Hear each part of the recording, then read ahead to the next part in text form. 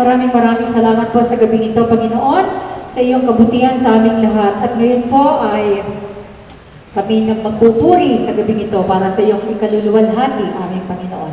Thy word.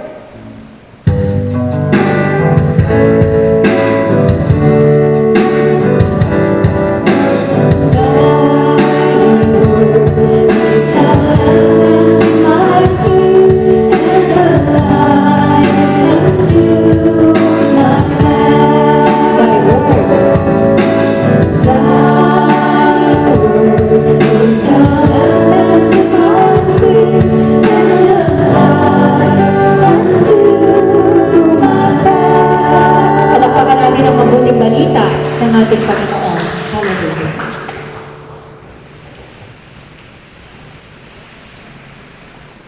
Pagbasa mula kay San Marcos, Kabanata 5, talata 21 hanggang 43. Ang mabuting balita ng ating Panginoon, pinupuri ka namin, Panginoon. Ang anak ni Jairo at ang babaeng dinudugo. Si Jesus ay sumakay sa bangka at bumalik sa kabilang ibayo. Nasa baybayin pa lamang siya ng lawa, ay dinubog na siya ng mga nakaraming tao. Naroon din ang isang tagapamahala ng sinagoga na ang pangalan ay Jairo. Pagkakita kay Jesus, siya ay lumuhod sa paanan nito at nagmamakaawa.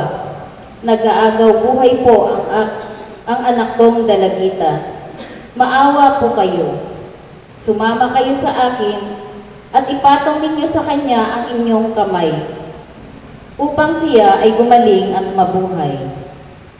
Sumama naman si Jesus, ngunit sumunod din sa kanya ang napakaraming tao, kaya't halos maipit na siya. Kasama rin doon ang isang babaeng 12 taon nang dinudugo. Hirap na siya sa sakit na iyon. At marami ng doktor ang sumuri sa kanya. Naubos na ang kanyang ari-arian sa pagpapagamot, ngunit hindi pa din siya gumagaling. Sa halip, lalo pang lumala ang kanyang karamdaman. Nabalitaan niya ang tungkol kay Jesus, kaya't nakipagsiksikan siya hanggang sa makalapit sa likuran ni Jesus. At hindi po ang damit nito, sapagkat inisip niya, mahipo ko lang ang kanyang damit, gagaling na ako. Agad nga tumigil ang kanyang pagdurugo at naramdaman niyang magaling na siya. Naramdaman naman ni Jesus na may kapangyarihang lumabas sa kanya. Kaya't bumaling siya agad sa mga tao at nagtanong, "Sino ang humipo sa aking damit?" Sumagot ang kanyang mga alagad, "Nakikita po ninyong napakaraming nagsisiksikan sa paligid ninyo. Bakit pa ninyo itinatanong kung sinong humipo sa damit ninyo?" Subalit patuloy na lumingon-lingon si Jesus sa paghahanap sa kung sinong humipo sa damit niya. Palibhasa'y alam ng babae ang nangyari. Siya ay nanginginig sa takot na lumapit kay Jesus. Nagpatira pa at ipinagtapat ang buong katotohanan. Subalit sinabi sa kanya ni Jesus, "Anak, pinagaling ka ng iyong pananampalataya. Umuwi ka na at ipanatag mo ang iyong kalooban, ikaw ay magaling na." Habang nagsasalita pa si Jesus, may ilang taong dumating mula sa bahay ni Jairo. "Patay na po ang inyong anak. Huwag na po ninyong abalahin ang guro," sabi nila. Ngunit nang marinig ito ni Jesus, sinabi nila kay Jairo, "Huwag kang mawawala ng pag-asa. Manampalataya ka lamang." Walang isinama si Jesus noon maliban kina Pedro at ang magkapatid na Santiago at Juan. Nang dumating sila sa bahay ni Jairo, nakita ni Jesus na nagkakagulo ang mga tao. May mga nag-iiyakan, may nananaghoy. Pagpasok niya, ay kanyang sinabi, "Bakit kayo nagkakagulo at nag-iiyakan? Hindi patay ang bata, siya'y natutulog lamang." Dahil sa sinabi niya, pinagtawanan siya ng mga tao. Subalit pinalabas niya ang lahat maliban sa 3 alagad at sa mga magulang ng bata. At pumasok sila sa kinaroonan ng bata. Hinawakan ni Jesus ang kamay ng bata at sinabi, "Talitha koum," na ang ibig sabihin, "Ining, bumangon ka." Noon day bumangon ang bata at lumakad, at labis na namangha ang lahat. Ang batang ito'y 12 taong gulang na. Mahigpit na ipinagpili ni Jesus na huwag nilang sasabihin kanino man ang nangyari. Pagkatapos inuutos niyang bigyan ng pagkain ng bata. Ang mabuting balita ng ating Panginoon. Pinupuri ka namin, Panginoon Jesucristo, thy word.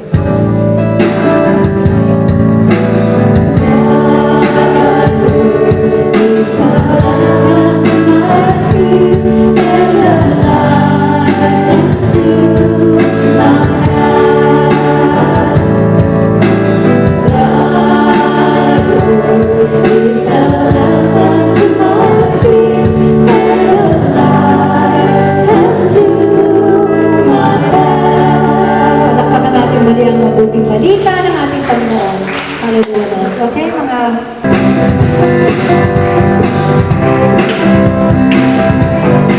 We're gonna raise our hands and praise the Lord. We're gonna raise our hands and praise the Lord. We're gonna raise our hands and praise the Lord. We're gonna raise our hands and praise the Lord. We're gonna raise, we're gonna raise, we're gonna raise and praise the Lord. we're gonna clap. We're gonna clap our hands and praise the Lord. We're gonna clap our hands and praise the Lord. We're gonna clap our hands and praise the Lord. We're gonna clap our hands and praise the Lord. We're gonna clap, we're gonna clap, we're gonna clap and praise the Lord. Sway our hips. We're gonna sway our hips and praise the Lord. We're gonna sway our hips and praise the Lord.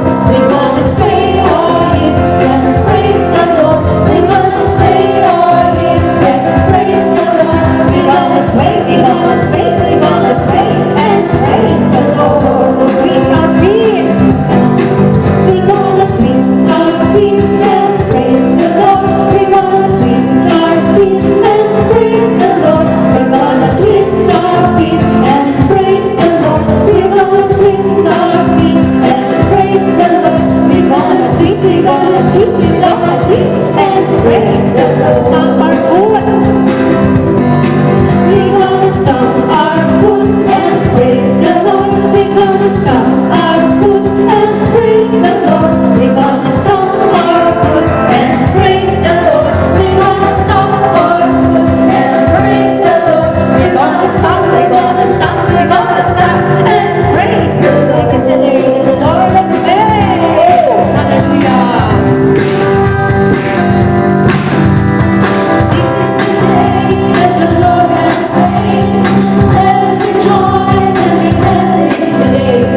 This is the day that the Lord has made. Let us rejoice and be glad. Rejoice, rejoice for the Lord. For the Lord, rejoice. Rejoice for the Lord. For the Lord. This is the time that the Lord has made. This is the time that the Lord has made. Let us rejoice. Let us rejoice and be glad. This is the time. This is the time that the Lord has made. Let us rejoice. Let us rejoice and be glad in it. Rejoice. For the Lord. For the Lord. Rejoice. Rejoice. For the Lord. For the Lord. This is the group that the Lord. This is the group that the Lord has made. Let us rejoice and be glad. This is the group. This is the group that the Lord has made. Let us rejoice and be glad. Rejoice. Rejoice. For the Lord. Hallelujah. For the Lord. Rejoice for the Lord. Rejoice. For the Lord. For the Lord. For the Lord. Rejoice.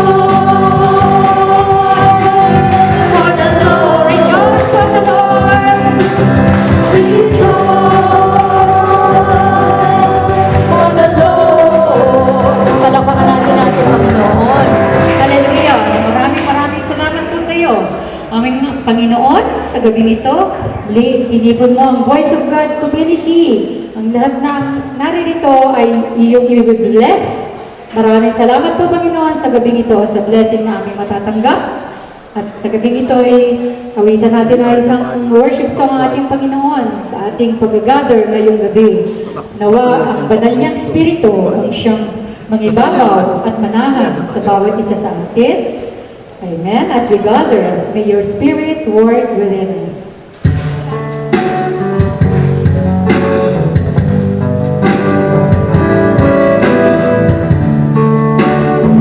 Jesus' name. Jesus.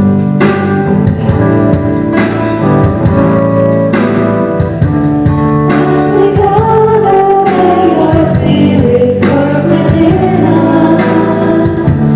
As we gather, may we glorify your name. Oh, we will let our hearts begin to worship. We'll be blessed. We'll be blessed because we As we gather, As we gather, may your Spirit work within us. As we gather, may we glorify your name. knowing well, Knowing well that as our hearts begin to worship, we'll be blessed. we'll be blessed because we can. We'll be blessed because we came. We'll be blessed because we The can. steadfast love, The steadfast love of the Lord never ceases. His mercies, His mercies never come to an end. they are new. They are new every morning. New every morning. New every morning. Great is thy faithfulness. Great is thy faithfulness, O Lord. Great is thy faithfulness. Great is thy The steadfast love, The steadfast love of the Lord never ceases. His mercies never come to an end. They are new every morning, new every morning. Great is thy faithfulness, O great is thy faithfulness. Lord. Great is thy faithfulness, O Lord. Great is thy faithfulness. Hallelujah, Lord Jesus. Hallelujah, Jesus Christ. Hallelujah. Praise and glory to you, O God. Maraming salamat po sa iyong pagmamahal sa aming lahat. Sa oras na ito, itaas natin ang ating mga kamay. Tanda ito ng pagsuko, paggalang, at papuri sa ating Panginoon. Come, Holy Spirit, fall afresh on me.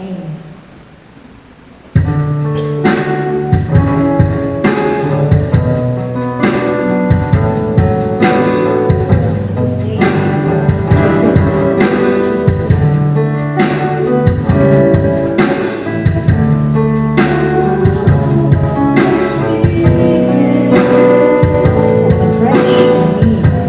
Fall afresh on me.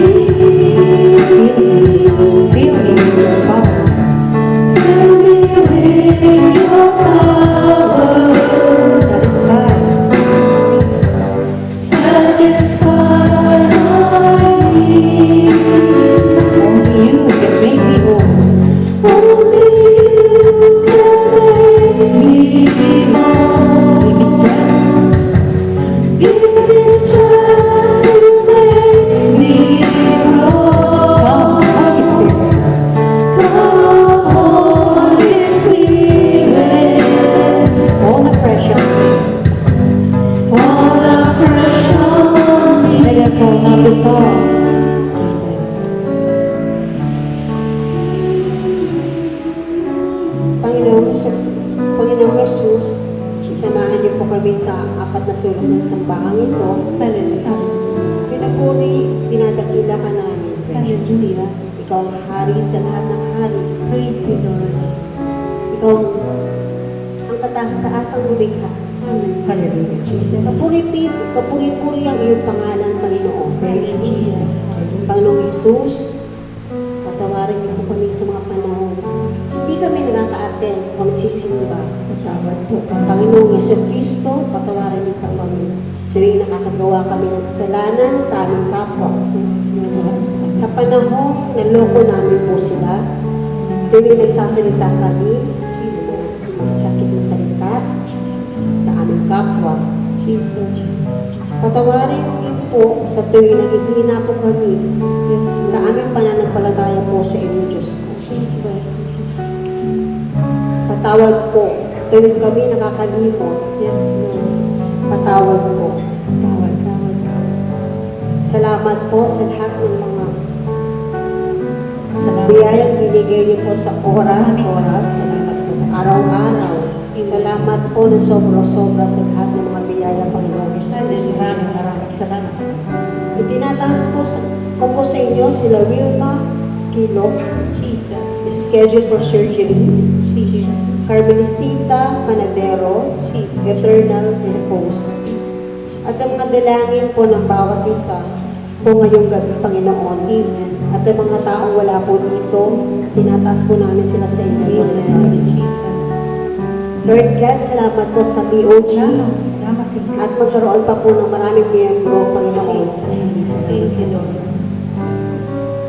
Salamat po sa inyo, Panginoon. Maraming salamat po. In Jesus' name, Amen. Come, Holy Spirit, fall afresh.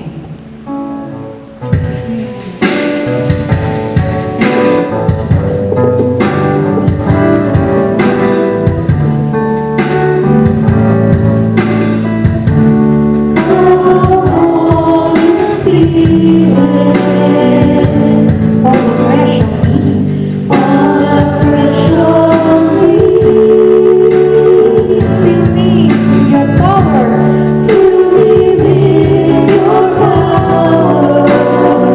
Satisfy my needs.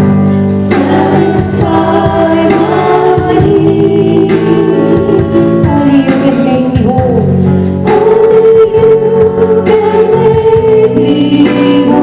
Give me strength to make me whole. Holy Spirit,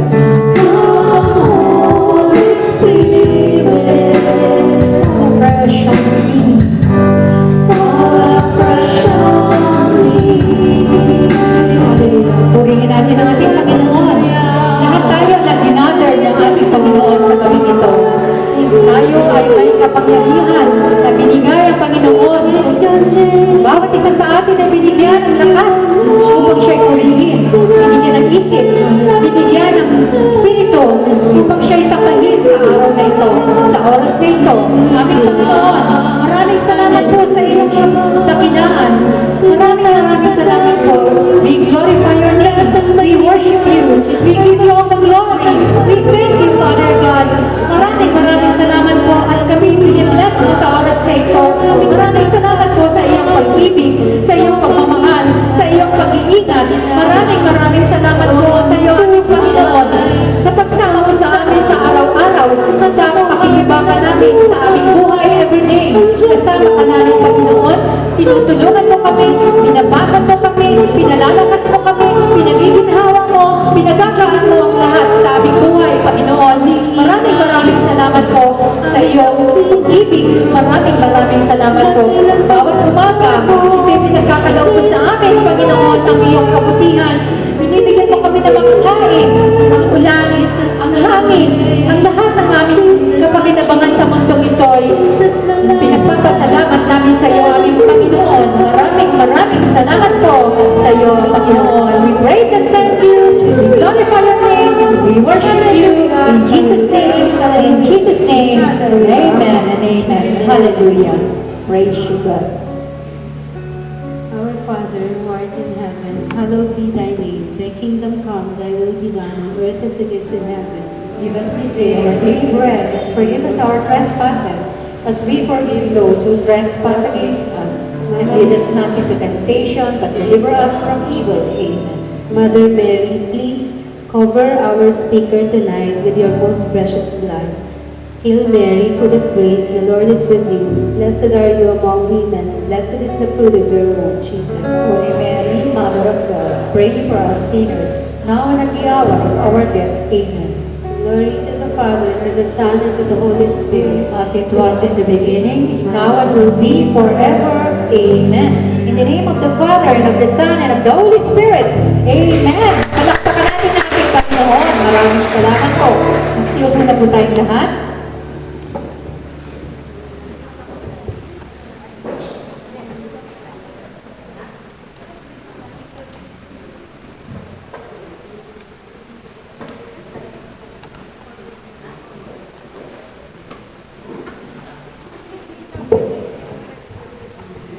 Mapalad po tayo ngayong gabi at binigyan po tayo ng mensahero.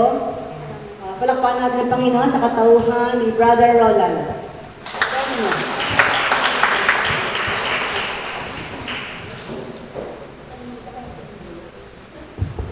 Magandang gabi po sa inyong lahat. Halatang halata po na si Sister Loisa ay hindi po ako kilala. Hindi niya alam kung paano ako i-introduce. Basta mapalad kayo, meron pinadala ang Panginoon, Brother Roland. Ako po ay first time po nakakita sa akin. Sino po yung first time? So ako po ay si Brother Roland, taga-Taguig. Ako po ay street evangelizer for almost 35 years. Sa Tagalog, ang aking buhay ay sa kalsada, ang pangangaral sa kalsada. Lalo yung mga lugar na malayo sa simbahan. Kaya yung mga squatters, mga adik, yung mga akyat bahay, 70%, lagi ko sinasabi of our members, ay mga mamingino, maninigarilyo, mga rugby boys, mga, alam niyo, rock and roll, mga ganyan, for 35 years sa kalsada. Kaya, itsura ko mukhang kalsada. Well, our inspiration is the first street evangelizer. Who is that? Jesus. Kaya, iba po ang tingin namin sa kalsada. Iba po ang tingin namin sa kalsada ay mga lugar na niyayapakan ni Jesus. Amen po? Amen. Palakpakan natin ang Panginoon. Pero ang topic ko po ngayon ay tungkol sa pagiging kadikit. Kasi maganda yung may kadikit no? Dito po sa inyo, sino yung talagang dikit na dikit kayo? Asawa, oo. Kayo po ba dikit na dikit? Kayo po, sino po ang kadikit nyo rito? Asawa lang talaga, no? Kasi kung pare, hindi naman masyado. Kasi, may papanood po akong video. Sige po.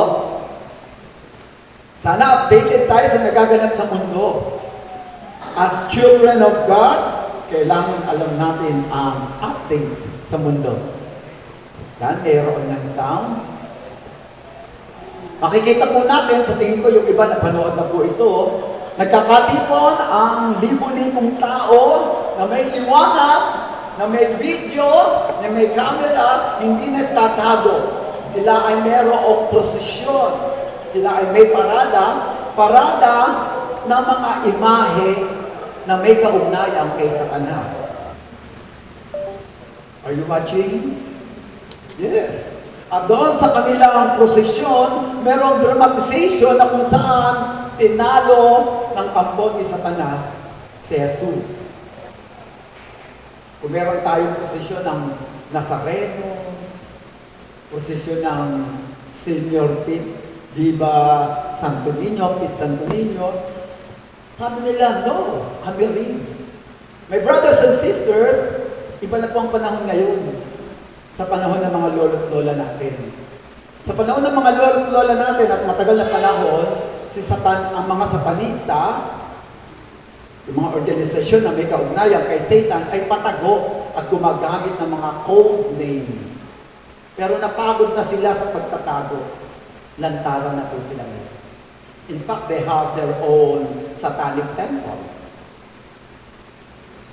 Are you listening? Noon tinatawag lang natin silang darkness, kulto, di ba? Ngayon, hindi. Hindi po. Ayan, sige po, dadiretso lang po natin yan. Sige. At in fact, sa Amerika po ay merong legit, legal, accepted organization sa mga school. Ang pangalan po nito ay After School Satan Club. Ibig sabihin, may recruitment, may programa, may activity, may seminar, may orientation sa mentor. Tinatanggap po yan sa mga school sa Amerika. Tuloy-tuloy lang yan, brother, kapatid. Ayan. Yan po, sige lang po. Yan. Yan. Ah, kita mo yung mga bata, oh. Ayan po. Ayan. Ayan. Dikit na dikit sila kay Satan. Sige, diretso lang po. Ayan. Kami street evangelizer. Aba, meron din silang street recruitment. Ayan mo, nasa kalsada. Nangangarap sila, nagre-recruit. Hindi sila nahihiya. Sabi nga nila, equality. Kung tinatanggap nyo ang Mormons, tinatanggap nyo ang Buddhism, Catholicism, dapat tanggapin nyo rin kami. Equal. Kaya sila po ay merong legal entity sa Amerika. Paano paggamit nito? Walang ganito sa kalsada. Dito lang. Tama po ba? Tama nga. At kung ikaw ay nabautismahang Katoliko at gusto mong maging member ng Satanic Club, meron silang ritual and baptism. Meron silang mga pagkilos-pagkilos, mga ganyan. Hindi ko po alam eh. Hindi pa po ako napapasali. Para tanggalin, no, magkaroon ka ng pakiramdam na tanggal yung pagbabautismo sa iyo. At kung nagbabayad sila. Okay? Meron din sila mga song. Kala nyo ba kayo lang ang mesong? Yeah. Pwede po natin nakasama.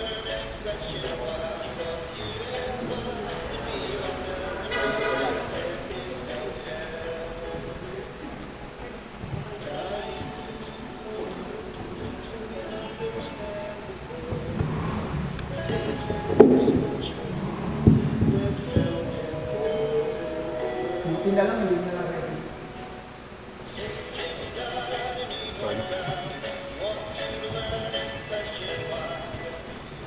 Alam niyo, pag napakinggan niyo, masyadong meron kayong ibang nararamdaman.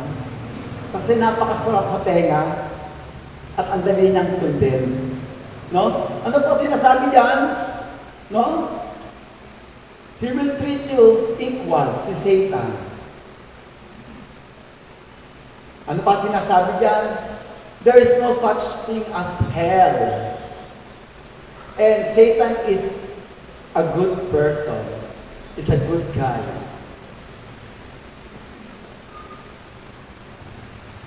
Hell isn't real. Okay po? The nature of Satan is to divide. Ibig sabihin po ng nature, hindi pinag-aaralan. Likas yan. Likas yan. Kung may IQ ka na mataas, matalino ka talaga. Diba? IQ yan eh. Likas yan. Kung paano ang tubig ay nakababasa, ang apoy ay nakapapasok, likas, the nature of Satan is to divide, to scatter people, and to destroy life, to bring death. Nature niya yun. Nature niya. Kaya pag nasisira ang buhay ng anak mo, nasisira ang pamilya mo, may nasisira sa iyo, mag-iisip-isip tayo.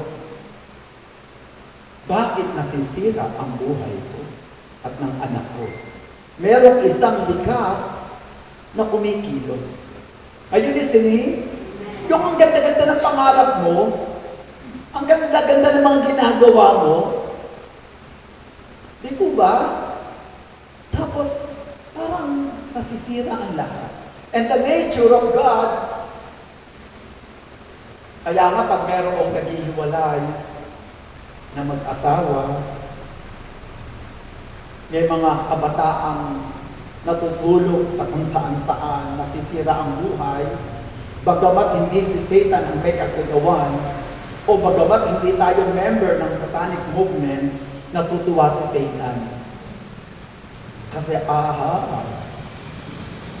kunwari, hindi ko sila member, ha?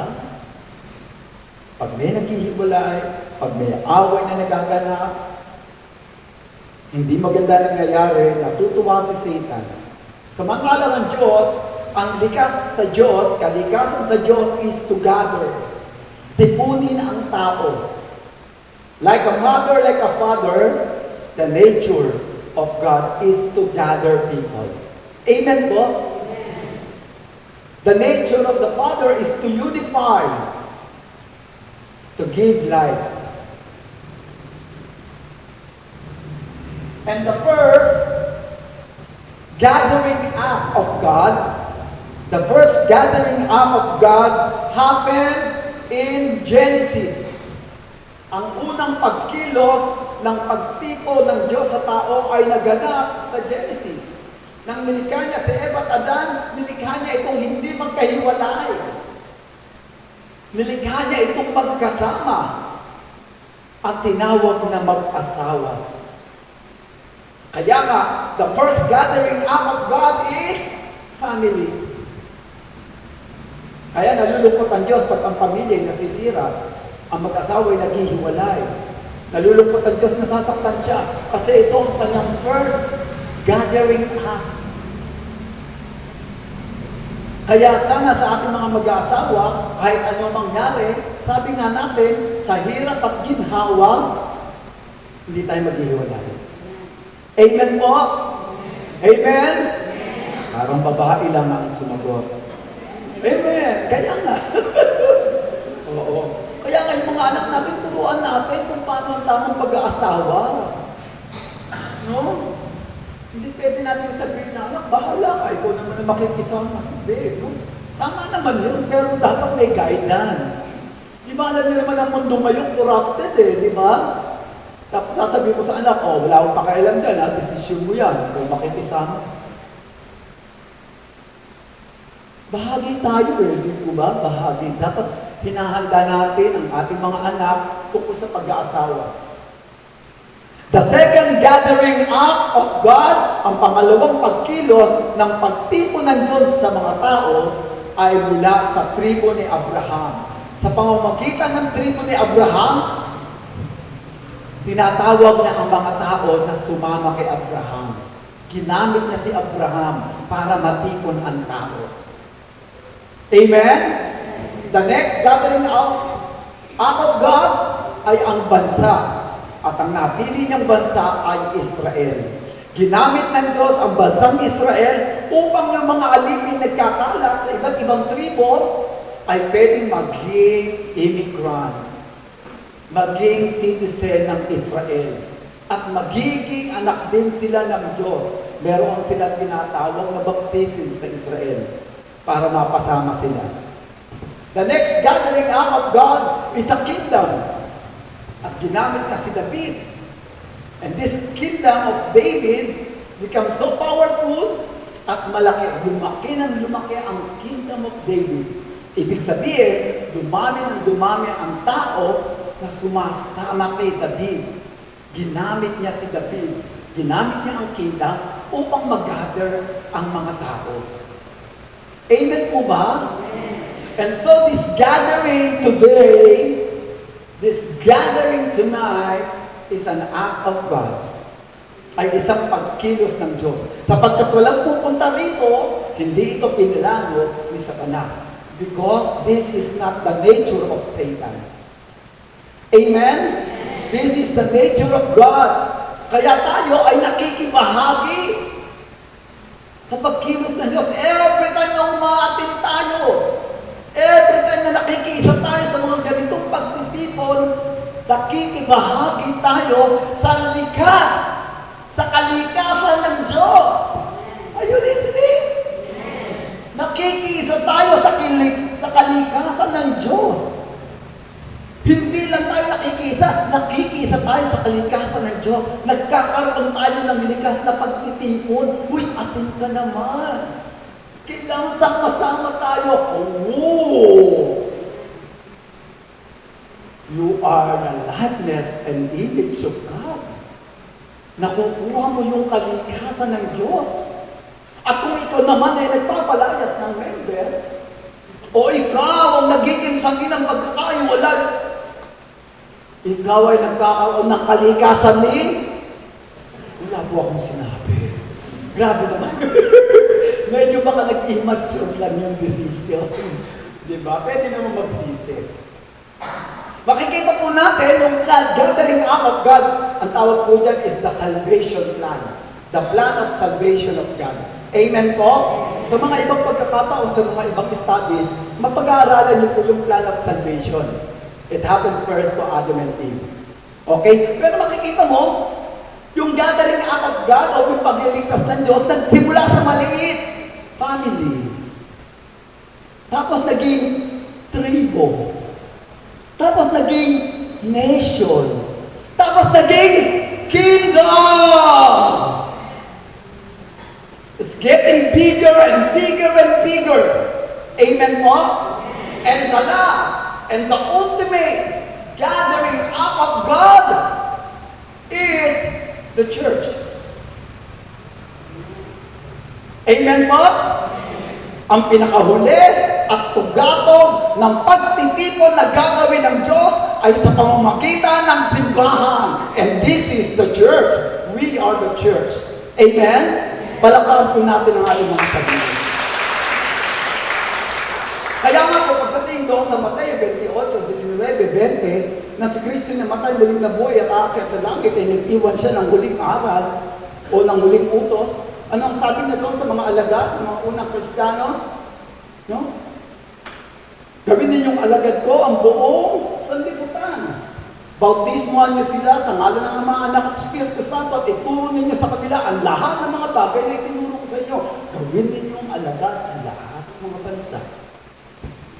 Kaya ang liit ng ating utos. Ang liit ng ating utos. Ang utos lang natin ay buhayin ang Voice of God community. Padamihin ang members sa Voice of God. Hindi na kayo pinapapunta sa ibang mga bansa. Gusto niyo po ba kung sa kayo ng God, punta kayo sa Africa, Ethiopia, Iraq? Dito na lang.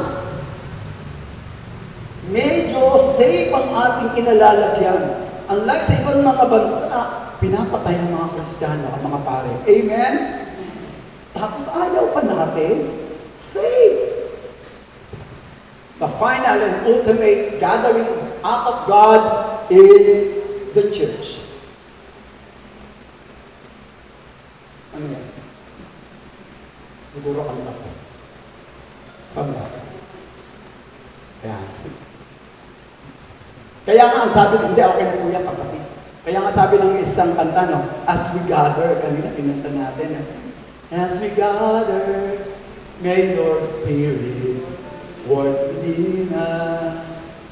As we gather, may we glorify your name. Yes, this gathering is an act of God. Ito ay naaayon sa kagustuhan ng Diyos. Amen po? Amen. Kaya kung simbahan ay napakahalaga. Ang problema po, pag hindi ka member ng Voice of God, baka iba ang unawa mo sa simbahan. Ano ang kadalasang unawa ng mga tao sa simbahan? Yung mga hindi umaattend, hindi active sa Voice of God. Ano po ang sinasabi nila? Ano ang simbahan para sa kanila? Hindi po kayo. Pananaw ng ibang tao. Hindi member ng Voice of God. Pagiging banal na pagpapakabanal. Sabi ng ibang mga tao, pagpapakabanal. Kayo po, Nay, mukhang simula pala ng prayer meeting, nandito na po kayo, unang prayer meeting. Ano po ang sinasabi ng mga hindi taong simbahan, hindi active sa simbahan? Ano ba ang simbahan? pass the mic, ano? Pag sa kanya, well, siguro, yung iba ay sinasabi, ang simbahan ay isang building. Diba? Yun ang pananaw ng ibang tao. No? Tama po ba yun? Siyempre mali. Ang simbahan ay hindi building. Amen po? Alam ng mga voice of God yan.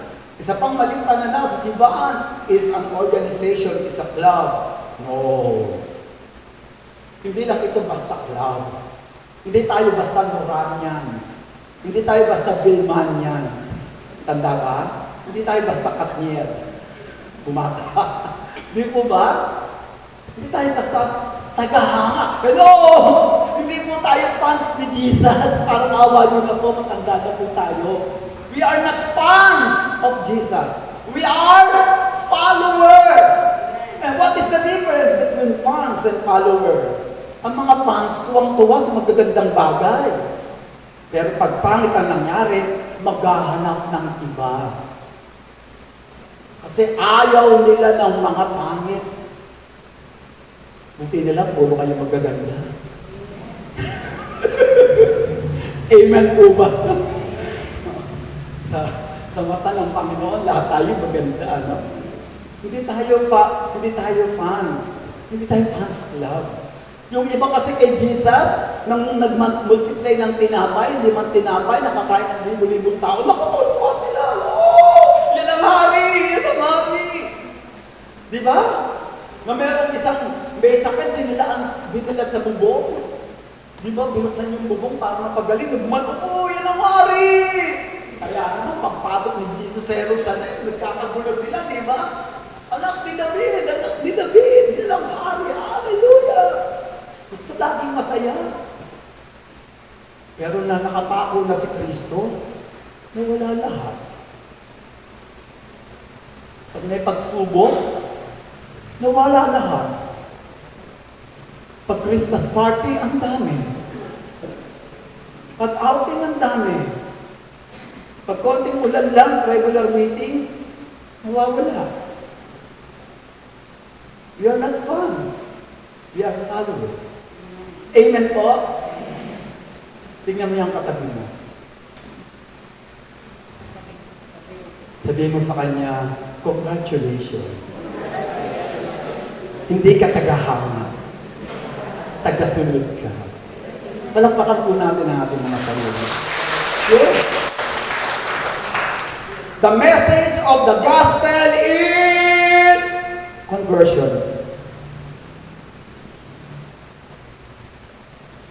To be with Jesus, not happiness, not joy. Of course, sasaya tayo. Of course, mag-i-enjoy tayo.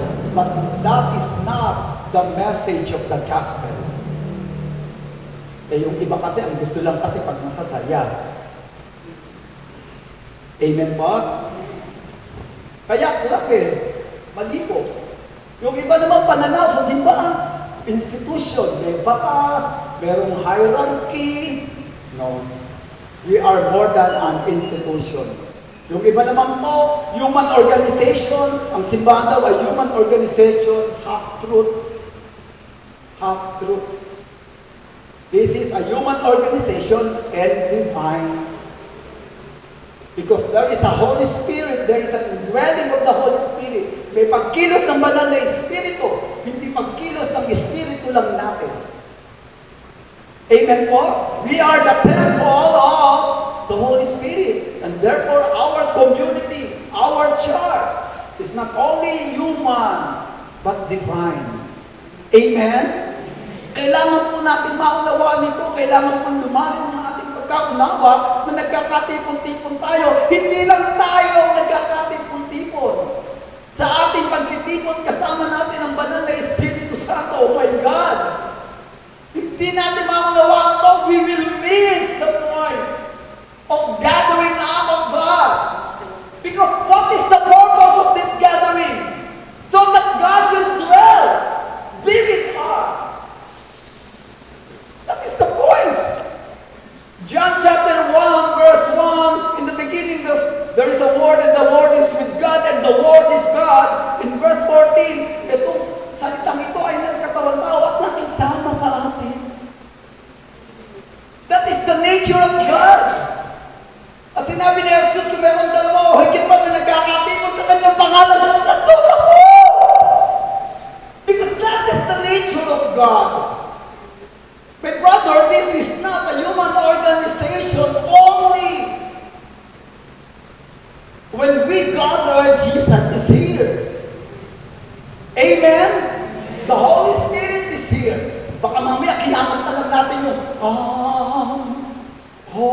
Spirit, we need.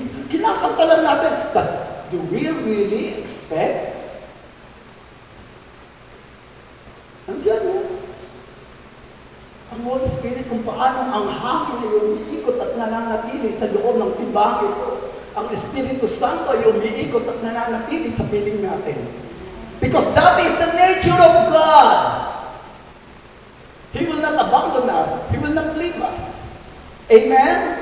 Kaya nga, every time na pupunta tayo dito, hindi mo lang pupunta sa Sister Loisa. Every time na pupunta tayo, nagkakaroon tayo ng gathering, hindi ka lang pupunta kasi nakatoka sa'yo ang pansit. Amen? Every time na pupunta tayo sa ganitong gathering, hindi ka lang pupunta rito kasi greater ka, kasi may gagawin ka. Paano pag wala kang gagawin? Pag hindi ka nabigyan ng assignment, hindi ka pumunta. Pupunta tayo because God is waiting here. Amen po ba? Pupunta tayo, not only because of our sisters and brothers, but because primarily of God. Because this is the gathering act of God. Palakpakan natin ang Panginoon.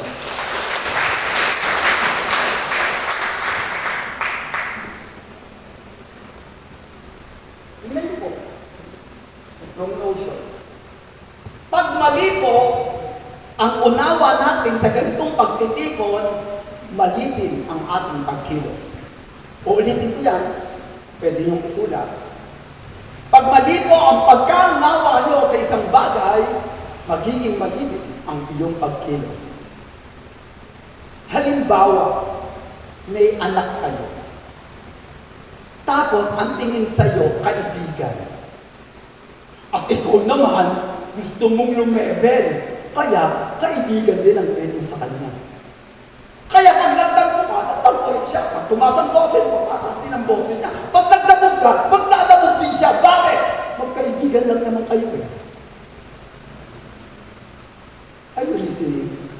You're not friends. Excuse me. You are parents. You have the quality of being good and friendly. But you are not friends. You are parents. Pag mali ang pagkaunawa sa isang bagay, magiging mali ang pagkilos at pakikitungo niya dyan. And so, sa panahon natin ngayon, maraming mga kabataan, bastos. Kasi mali na ang pananaw tungkol sa family. Amen po? Mali. Mabuti pa naman ako doon sa susunod. Tapos susunod, basbate, katanduanes. Mga aking karanasan, mga kabataan, very respectful. Naglakad ako, nilapitan ako eh. Sabi niya, Lo, tulungan ko na kayo. Ako. Nasobrahan.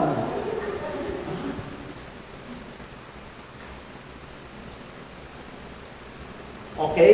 Pag mali ang unawa natin sa isang bagay, please follow me. Magiging mali ang pagkilos natin. Magiging mali ang pakikitungo natin. Kaya dapat tama ang tingin natin sa pagtitipong ito. Dapat tama ang tingin natin sa simbahan para maging tama ang ating pagkilos. Look at Mother Teresa. Look at Richie. The Blessed Richie. Alam nila na ang bawat isa ay tunay na kapatid. Kaya, iba ang kanilang pagkilos.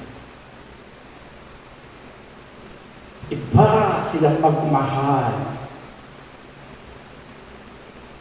Kaya pag ganito lang ang tingin natin, love your neighbor, baka yung pagkilos natin ganyan lang.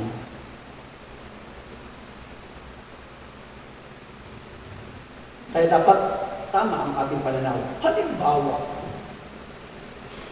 hawakan niyo ang inyong hininga dahil baka himatayin kayo sa sasabihin ko. Hindi tayo anak ng Diyos. Hello? Ang taas mo naman para maging anak ng Diyos.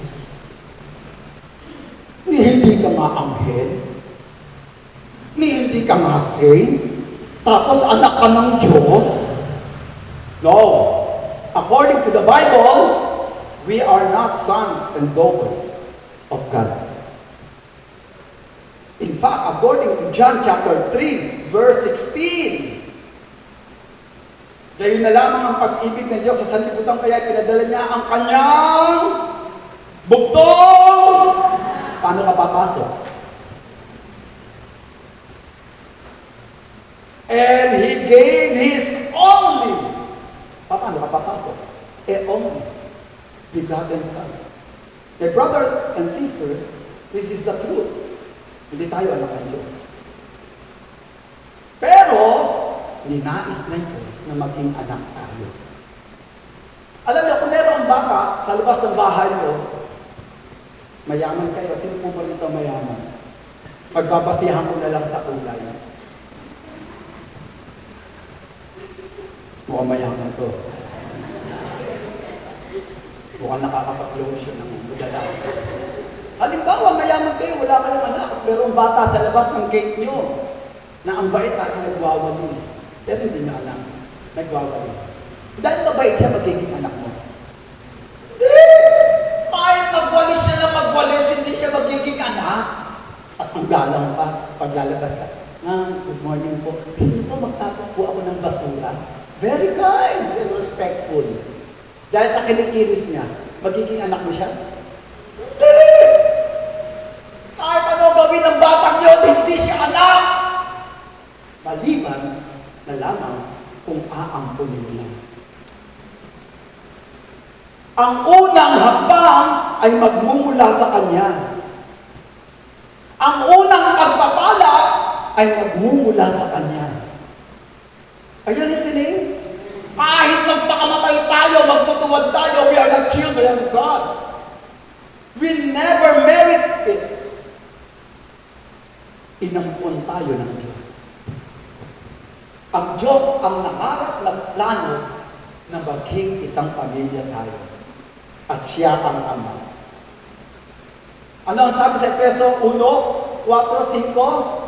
Ayon sa pagpili niya sa atin kay Kristo bago tinatag ang salibutan upang tayo maging mga banal at walang kapintasan sa harapan ng Diyos sa pag-ibig. Tayo itinilagan niya noong una pa upang ampunin. Nakaplano na tayo ampunin ng Diyos. Sa kanyang sarili, sa pamamagitan ni Kristo. At kung tayo inampun ng Diyos at tayo naging anak ng Diyos, tunay ba tayong anak? Tunay! May karapatan ba tayo sa mana? Meron! Sa mga pagpapala, sa mga talento, sa mga kagalingan, meron ba tayong karapatan? Meron! Kaya nga sabi sa Roma 8:17, at yamang mga anak, dahil inampun tayo, yamang mga anak, tayo'y mga tagapagmana ng Diyos! Katulad ng pagiging tagapagmana ni Jesus. Oh, glory to God. Palakpakan natin ang Panginoon.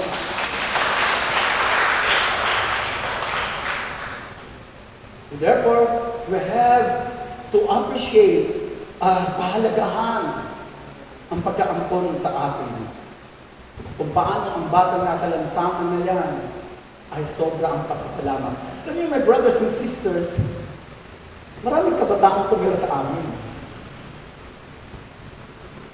Alam nila ng iba yun, di ba? Alam nila ng iba yun. May ate, na nagbibenta ng shop niya. Yes. It's a long journey. Yung adik na pusher, professor sa UST Legazpi City. Yung isang loko-loko na pagdadaan ako sa kanilang street, lagi akong pinaglalaro. Father, good morning. Father, iniisa-isa mo kami. Speaker ng community namin ngayon. Pero kami po ba? Professor ngayon sa Centro Escolar University. At overall leader namin ngayon, under niya po, mga Chilino. Matanong buong bibig nila, Kuya, salamat ka. Kasi Hindi naman magpapagod buhay ko kung hindi dahil sa iyo. Dapat ganoon ang ating pananaw. Ang mga blessings na tinatanggap natin, kahit anong gawin natin, hindi natin matatanggap. Maliban na magmula sa Diyos. Kahit ang talino mo, ang galing mo, walang mangyayari dyan. Pag hindi pinahintulutan ng Diyos. Pag hindi pinaspasan ng Diyos. Amen? Kaya ang lahat ng pagpapala, sa magaling ka man, sa matalino ka man, sa masipag ka man, dapat natin tingnan ng tama. Ito'y mula sa pagbabasbas at pagpapala ng Diyos. Amen po? Palakpakan natin ang Panginoon. Ang Diyos ay hindi natin kaibigan. Wow. Presidente nga, mayor nga, hindi mo kaibigan. Gusto mo kaibigan mo, Diyos? Hindi natin kaibigan ng Diyos. Maliban na lang, nalapitan tayo ng Diyos at sabihin niya, hindi ka na mababa. Hindi ka na itsakwera. Hindi ka na alipin. Kaibigan na kita. At yan, sinabi ni Jesus. John chapter 15, verses 14 to 15. Mula ngayon, hindi ko na kayo tatawaging alipin. Kayo'y aking kaibigan. Do you want proof? Do you want proof? Kaya kong ialay ang aking buhay para sa kaibigan. At inalay niya paulit-ulit sa misa ang buhay ni Jesus. Yes, dapat may tama tayong pagtingin sa mga nagaganap sa ating simbahan. Kasi kung hindi, baka ma-miss natin yung pagpapala. Yung marami pang kayang gawin ng Diyos. Hello, ang Diyos ay hindi tinapay. Siguro naman, madali naman itong tanggapin. Hindi tinapay ang Diyos. Pero gusto ng Diyos maging tinapay siya. Kasi alam niya ang lahat ng tao may hunger. Gusto ng Diyos na maging tinapay siya para makapasok sa atin. At sinabi niya, ako ang tinapay ng buhay. Amen po ba? And Thomas is very different. Yung pagkatao, pagka-Diyos, kabuuan ni Jesus, ay nandyan, matatanggap natin. Hindi siya ama, hindi siya kaibigan, hindi siya tinapay, pero pag ginusto ng Diyos, sinabi ng Diyos, mangyayari. Amen? Kaya lang sinabi niya, huwag kang mangamba. Sa loob ng Biblia, 365, panghawakan mo yun. I will not leave you orphan. Hindi ka iiyak, hindi kita pababayaan. Sa iyong pagbaksak mo, hahanapin kita. 99 kaya kong iwan para sa iyo. Are you listening? Ang bawat salita ng Diyos, panghawakan mo. Kasi lahat yan mangyayari. In His time. In His time. Amen? Palakpakan natin ang Diyos.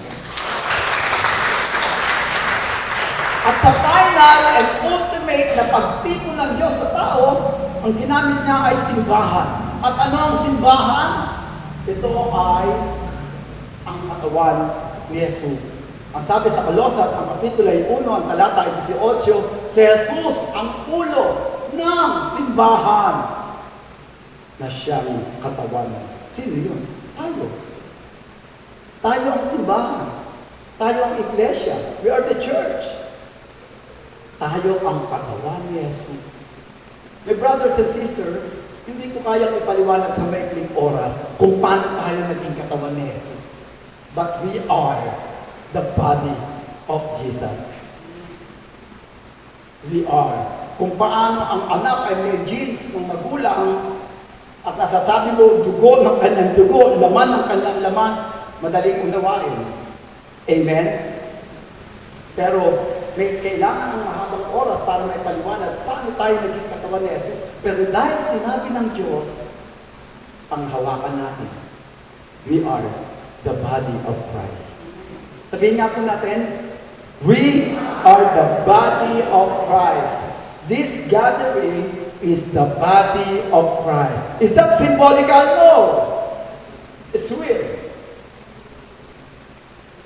Is that analogical? No. It's real. Paano nangyayari? Isang talata lang ang titingnan ko, ngunit mukhang walang baterya. Yan. Sabi sa Korinto 12:13, no? Tayong lahat na pinautismuhan sa pamamagitan ng isang espiritu ay naging isang katawan. Ibig sabihin, sa pamamagitan ng binyag, ng bautismo, nagiging bahagi tayo ng katawan. Pag binasa pa natin yan, nagpapatunay na tayo ay katawan ni Jesus. Kaya dapat meron tayong pananaw na ang sakit ng kalungkingan ay dama ng buong katawan. Kung may nangyayari sa member natin, bilang one body, dapat meron tayong magpahalaga. Amen po? Dapat nararamdaman natin ang pinagdadaanan ng ating members kahit hindi siya nagsasalita. Pag sinabi mo, "Oh sis, kumusta ka na?" "Okay lang ako." Alam mo yun, hindi siya okay. Amen po ba? Dapat ang sakit ng kalungkingan, dama ng buong katawan. Sige nga, tanongin mo ng katabi mo, "Kapatid, kumusta ka na?" Tapos kung tingnan mo naman yung mukha, sabi, "Hindi, kapatid, kumusta ka na?" Tingnan mo naman yung mukha. Hintay mong sumagot, "Kapatid, kumusta ka na?" Naramdaman niyo ba na okay siya talaga? O para lang matigil na ang pagtatanong, para maputol, sabi niya, okay naman.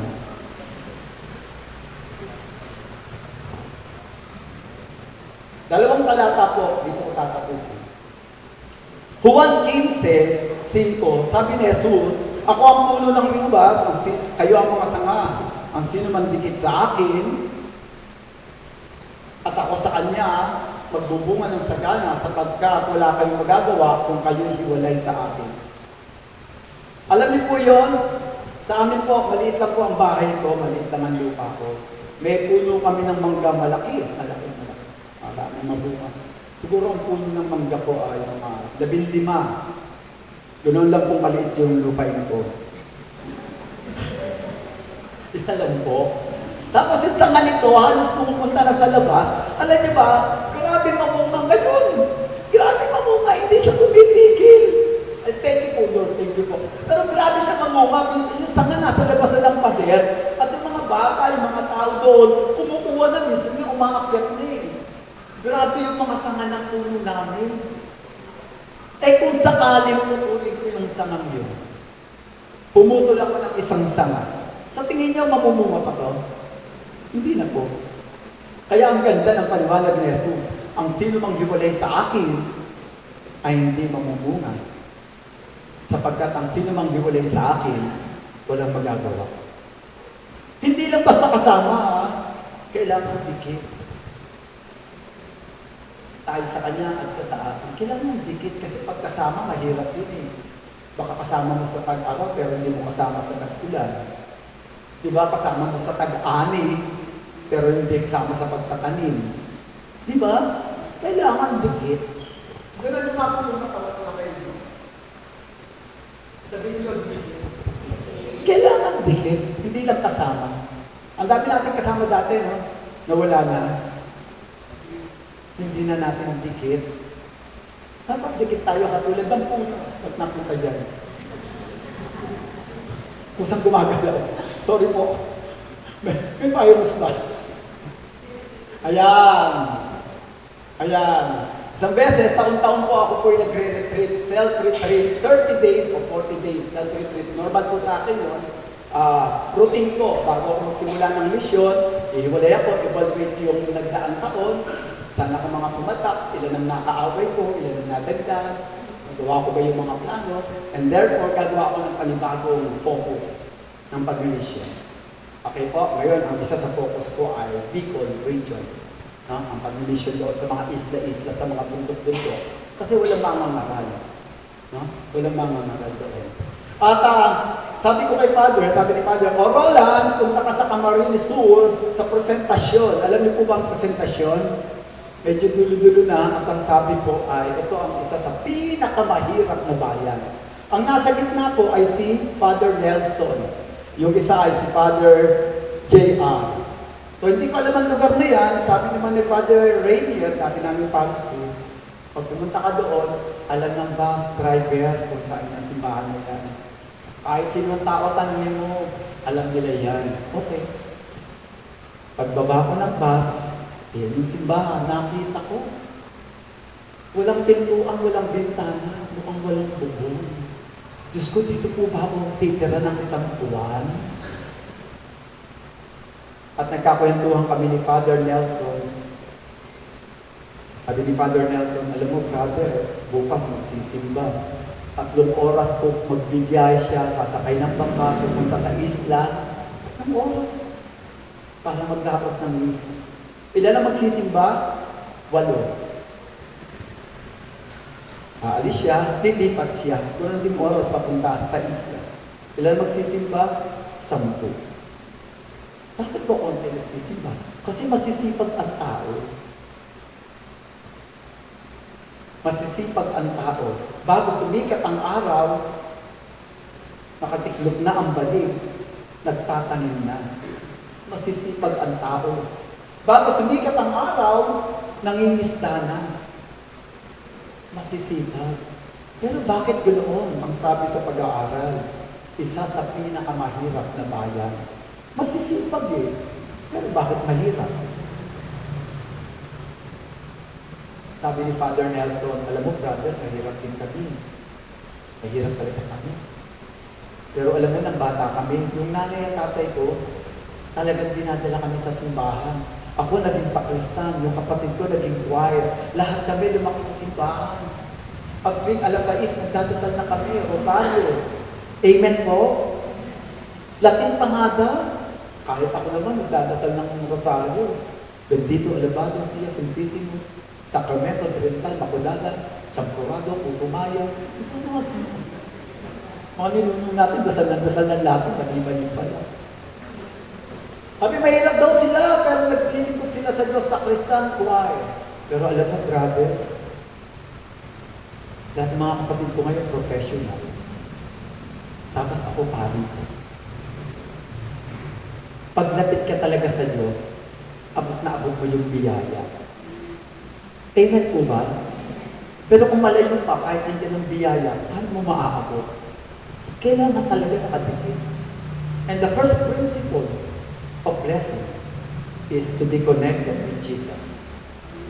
The first principle of blessing, you want to be blessed?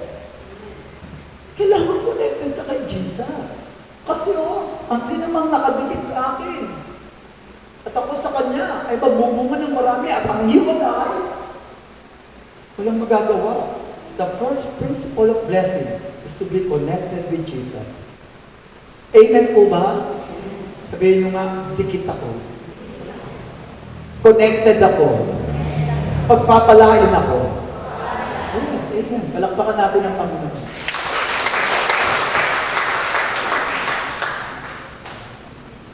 Dapat merong ibahagi yung personal blessings, biggest blessing.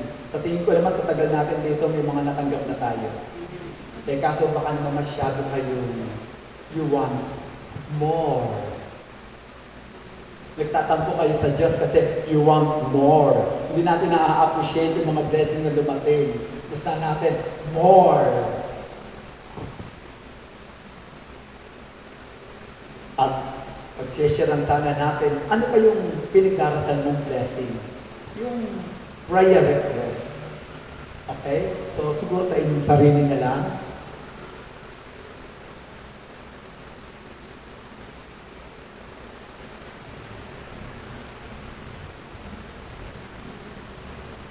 Papakita lang po dito yung ilang paglilingkod na ginagawa namin, ang pangangarap sa kalsada.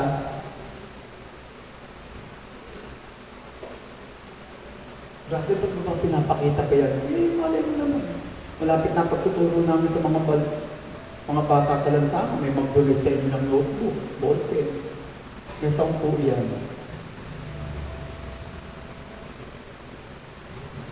At ang isa po dyan ay si Ate April, yung nasa gitna. Siya po ay katulad nyo na naglilingkod, kaso isang araw, nakarinig siya ng piling at na-inlove siya kay Jesus. She fell in love with Jesus. And so kahit mahirap sila at siya ang breadwinner, nag-resign siya sa trabaho, nagpaalam sa magulang, nagalit ang magulang, at sinabi niya, mag-full-time servant ako. Titira ako sa bahay ni Kuya. Sabi ng magulang, pwede naman maglingkod ka ng Sunday. Walang nagawa ang magulang. Tumira sa akin si Ate April, siyempre galit sa akin ng mga magulang. Mahabang panahon si Ate April naglilingkod. Isang gabi, pag uwi ko, 1:00, madaling araw, 2:00, yung pa ang normal kong uwi. Pag uwi ko, pagpasok ko sa gate, kasi mga 10 ang mga kabataang full-time, may panahon yun. May garahe kami, pero wala kami sasakyan. At doon natutulog yung mga bata. Kasi na nag-full-time sila, nagulat ako, hindi ako prepared. Na may mga mag-full-time. Hindi ako prepared, walang kwarto, walang tulugan. And so, ang tulugan nila, yung bakanting space. Talagyan nila ng karton, banig, walang kutso kasi hindi nga po ako prepared eh. Mas pinatutuunan ko ng pansin yung pagkain araw-araw. Pagkabataan na lakas kumain. Isang pupo. Ang lakas talaga. Diba? Diyan sila pagpasok ng 1:00, 2:00 ng madaling araw. Si Ate April, At hindi ka pa natutulog, matulog ka na, may mission pa tayo bukas, morning prayer. Sabi niya, opo kuya, at hindi ka makatulog. Baka mainit lang po, maalinsama. Sige, matulog ka na. Sumunod na gabi, at mga sumunod na gabi, dati hindi nakakatulog si Ate April. So Ate April, matulog ka. Kasi may mission tayo. Opo kuya. Babalentong siyang gano'n, gaganon siya, tatagalin siya, humahanap ng pwesto, no? Hanggang sa dumating ang panahon, sinugod si Ate April sa simbahan.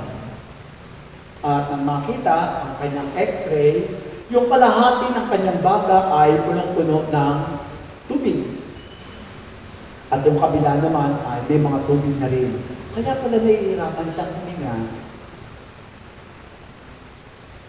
At ang sabi ng doktor, si Ate April, dahil siya ay merong mass, parang po ba, na-aksidente siya sa sobrang hirap, hindi napagamot, nagkaroon ng komplikasyon.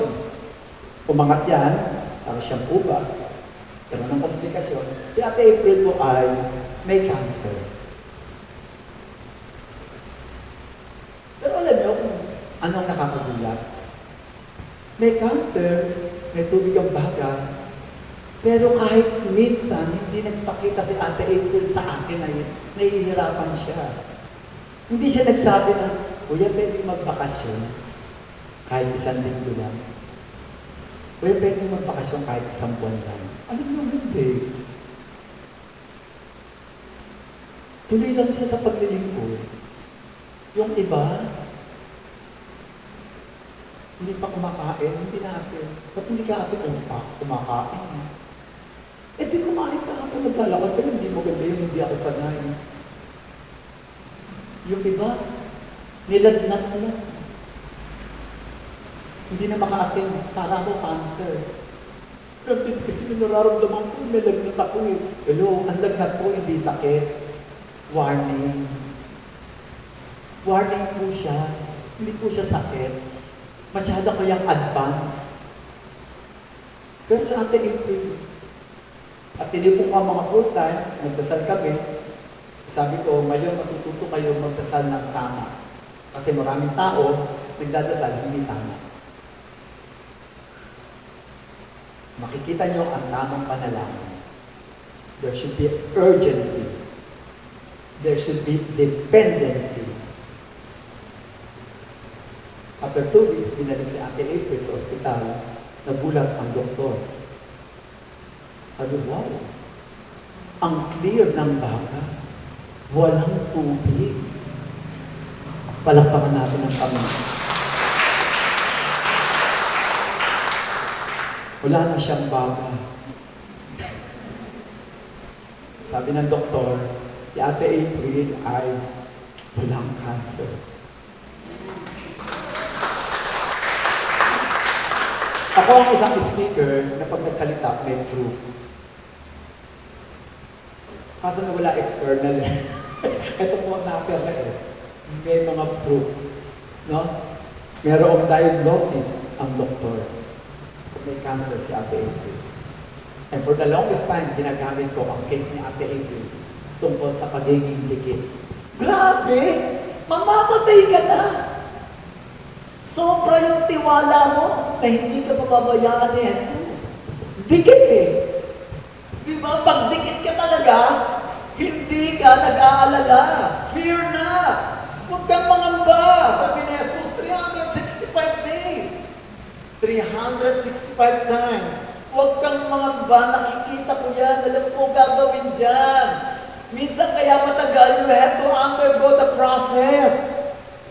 Kasi kung lahat ng hinihiling mo ibibigay ko, baka maging mayabang ka. Baka maging mapagmataas ka. Baka maging, kasi banal ako eh. Matubig ako eh. Baka magkamali ang tingin mo sa blessing. Baka maging tingin mo ay magic. Si Ate April.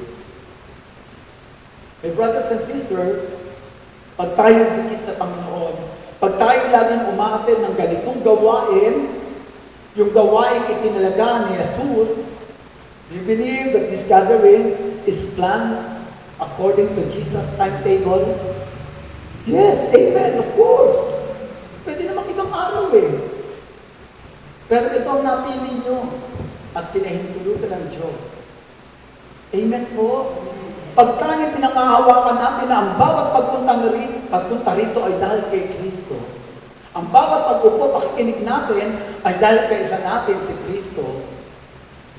Tumatama ang pananaw mo, bubuhos sa iyo ang tulong ng Diyos. Because the first principle of blessing is to be connected with Jesus.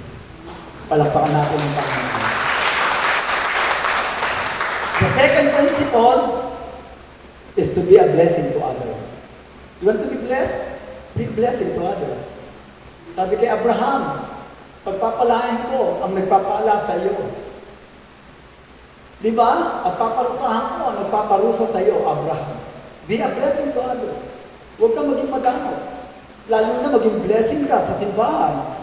Maging blessing ka sa community. Amen po? Yes.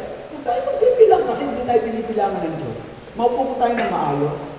And we will pray to all our stress, anxiety, problem, anumang sickness yan, anumang alalahanin yan, ang sabi ng Diyos, huwag kang mangamba. Hindi kita pababayaan, nakikita ko pinagdaraanan mo. And at this moment, I want you to pray personally. Ano ba ang gusto mong hilingin sa Diyos? You can renew your covenant, Lord. Didikit na ako. Hindi na ako mawawala. Hindi na ako active ng 3 months, tapos mawawala after 3 months. Ngayong naunawaan ko, Panginoon, ang tunay na kahulugan ng pagtitipon na ito. Ngayong naunawaan ko na ang pagtitipon ito ay plano ng Diyos mula pa sa Garden of Genesis, the Garden of Paradise. Ito pala talaga ang pinaplano mo, Panginoon. At sinabi mo, kung tayo nakadikit sa iyo, ikaw ang bahala sa amin. And Lord, sa oras na ito, tingnan mo ang pangangailangan ng bawat isa. Tingnan mo ang kalungkutan ng bawat isa. Tingnan mo ang mga pangamba ng bawat isa. Ang kanilang mga anak, Panginoon. Ang kanilang relasyon mag-asawa. Ang nangyayari sa loob ng kanilang tahanan. Lord, ikaw po ang bahala. And I want you to pray to Jesus now. Huwag kang mangamba, di ka nag-iisa. Sasamahan kita, saan man magpunta. Ika'y mahalaga sa aking mga mata.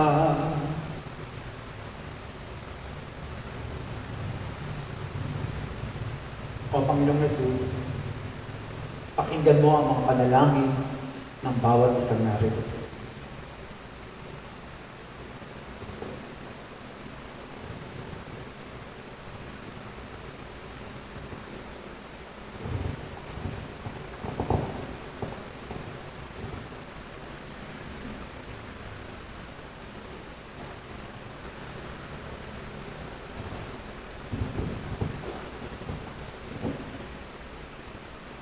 At bilang pagtatapos, inaanyayahan ko po ang bawat isa na tumayo.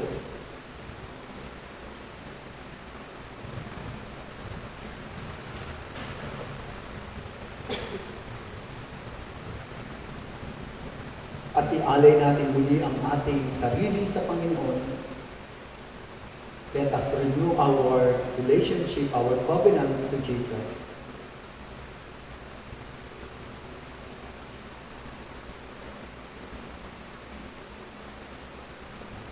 O Panginoon, muli ay nakikipag-isa kami, pagningasin mo muli, Panginoon, pag-alabin mo muli, Panginoon, ang pagmamahal namin sa iyo. Paghibayin mo at palalimin, Panginoong Jesus, ang pagtitiwala namin sa iyo. Sa oras na ito, gusto namin parating maraming salamat sa lahat ng biyaya. Ngunit kung sakali man dumating ang tagpuyon, mananatili kami sa iyo. O Panginoon, basbasan mo po ang community ng Voice of God. Panatiliin mong malakas ang bawat isang naririto. At kung sakali may pagdaan ang problema, Panginoon, ipakita mo na mananatili ka sa kanilang community. Sa pangalan mo, Jesus, ito po ang aming panalangin.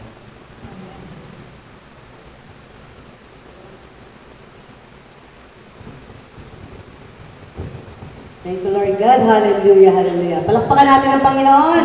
Praise the Lord. Maraming salamat, Brother Roland.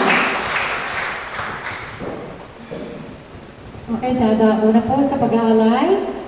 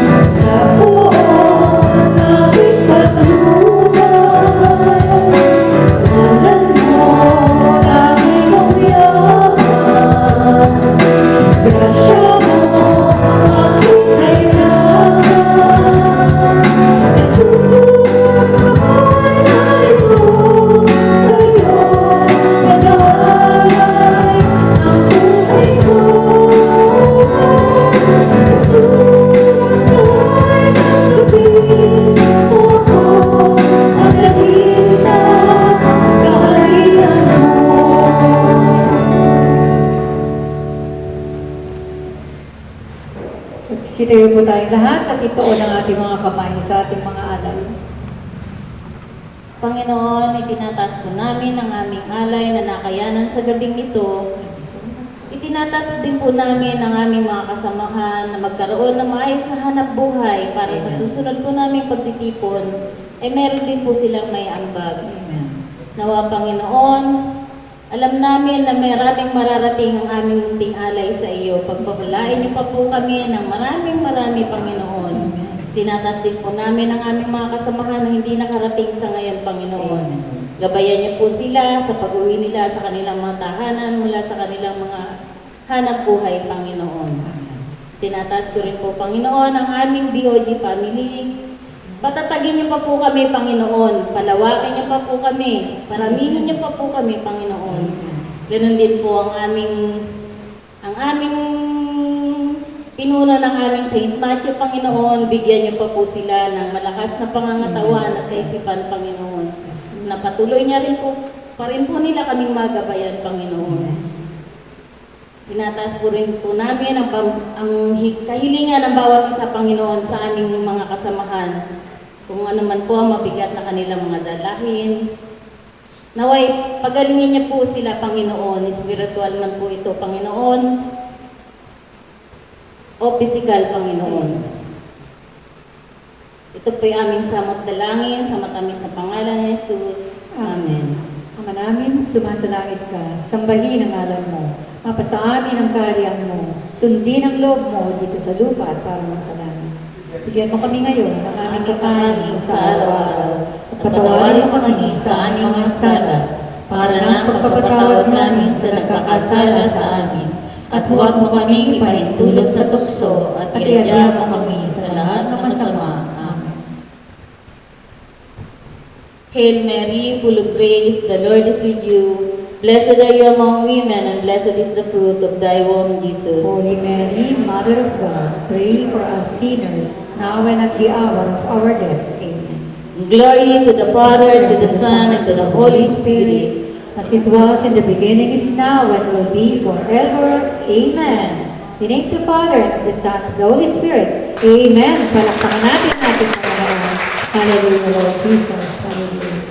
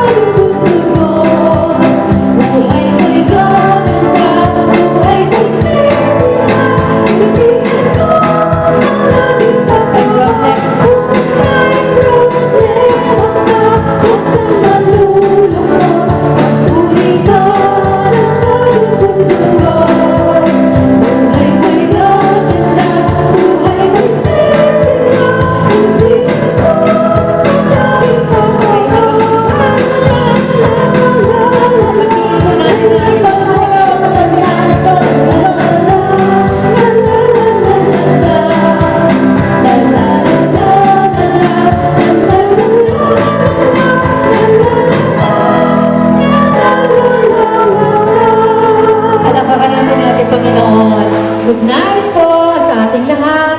Happy birthday sa mga may birthdays sa